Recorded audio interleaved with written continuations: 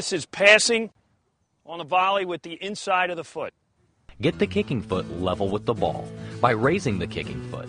Toes of the standing leg are pointed towards the target and the knee is flexed. The arm opposite of the kicking leg should be forward. The arm on the same side as the kicking leg should be to the side.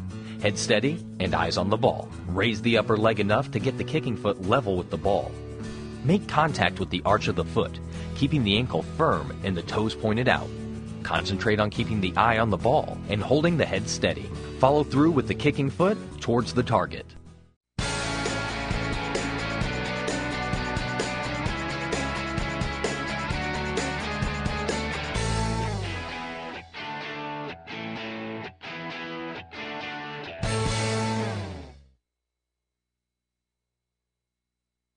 Okay, coaches, we're going to address receiving balls on the ground. Feet should be about shoulder width apart. Toes of the standing foot pointing forward. Bend both knees a bit, arms out slightly for balance. Turn the toes of the receiving foot out so that the arch of the foot is facing the oncoming ball.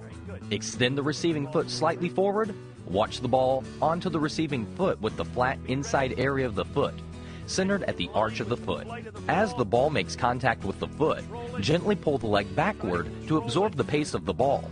Keep the sole of the foot parallel with the ground. Bring the receiving foot back just beyond the standing leg. Keep your eyes on the ball. Let's try it with the outside of the foot. Same kind of Feet somewhat less than shoulder width apart.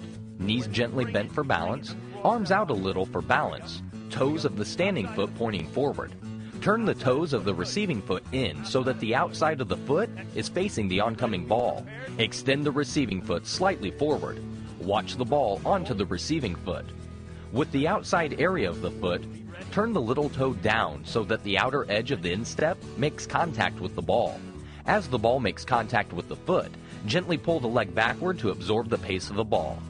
Bring the receiving foot back to a point level with the ankle of the standing foot. Get the body behind the line of the ball, knees flexed, eyes on the ball. Make a wedge from the sole of the trapping foot and the ground, 45-degree angle with the toes up. Use the opposite leg to give a firm point of balance. Gently press the ball between the foot and the ground to stop its motion.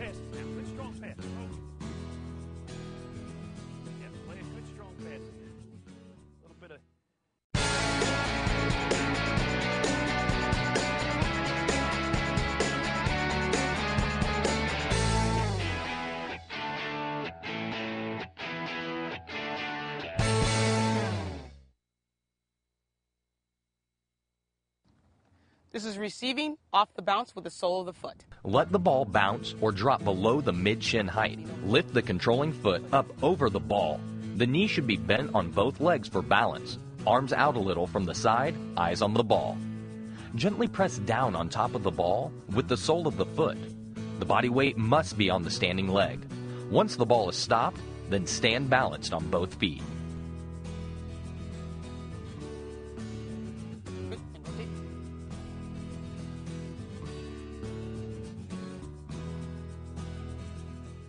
This is receiving off the bounce with the inside of the foot. Move into the path of the ball. Standing leg planted and the knee slightly bent. Raise the receiving foot so that it's over the top half of the ball. Knee of the receiving leg over the ball. Toes of the receiving foot pointed forward, ankle locked, eyes on the ball. As contact is made with the ball, gently press it to the ground. The lower leg is at a 45-degree angle to the ground.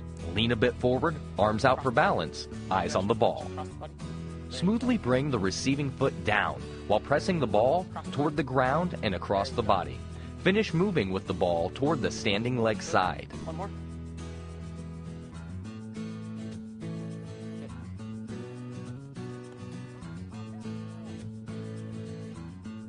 There you go.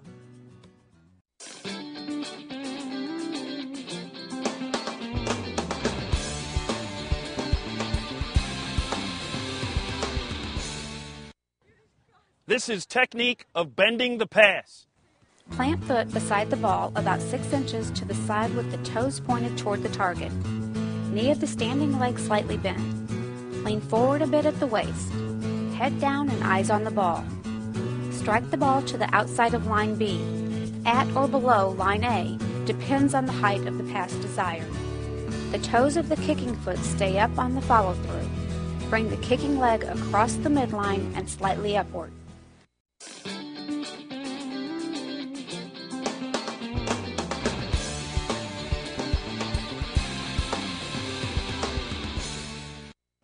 This is bending the pass with the outside of the foot.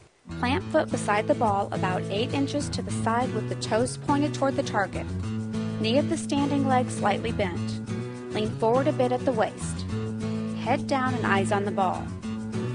On the downswing, the toes of the kicking foot should be down with the little toe angled down toward the ground and the ankle locked.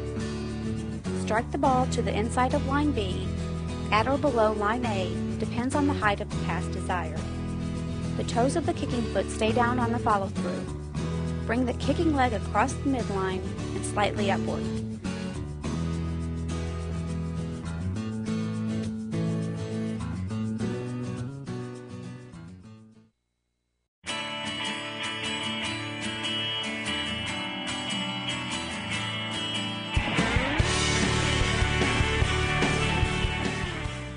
A drag is used to receive balls out of the air and allows the player to take the ball away from pressure.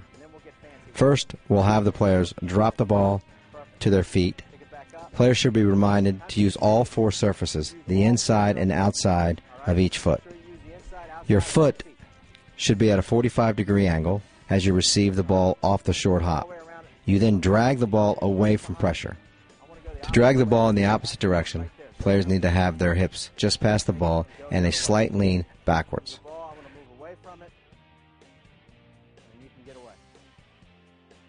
One of the hardest balls for a player to deal with is one coming from over the top. Using a partner to serve the ball overhead, the player turns to receive the ball by the second bounce and then drag the ball away from pressure. For more training tips, log on to usyouthsoccer.org.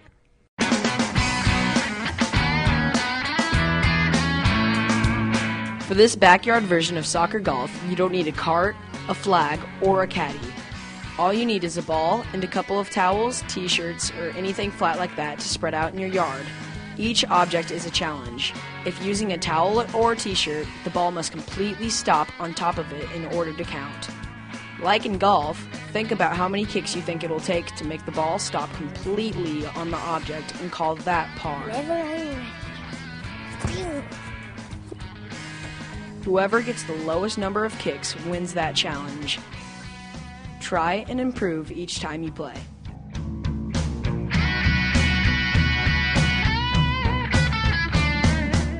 You can play with a friend or as a group. Just name the target and take turns. The player that wins names the next target and also what the par will be. I'm Reed. We'll see you next time with another backyard game.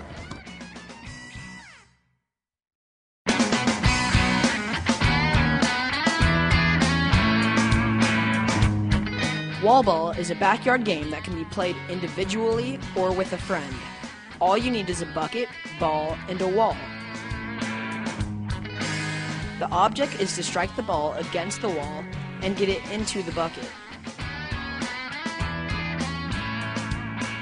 You can challenge yourself individually by making the ball bounce off more than one surface before it goes into the bucket. If you're playing with a partner, decide on a serving line. The ball must be served from behind that line.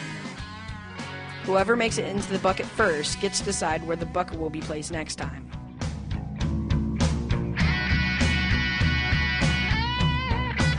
Remember, the ball has to completely go into the bucket for it to count.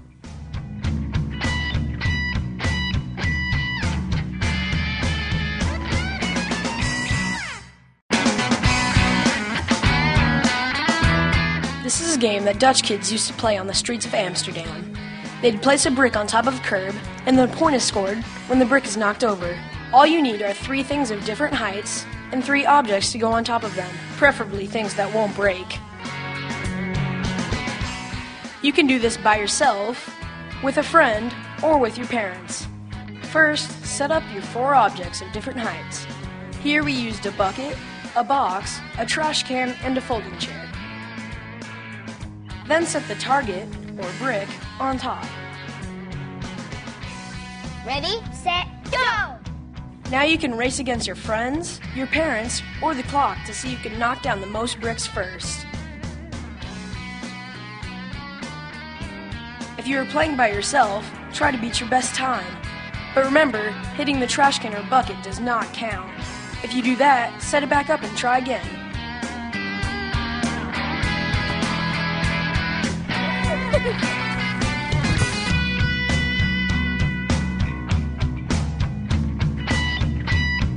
I'll see you next time for another backyard game.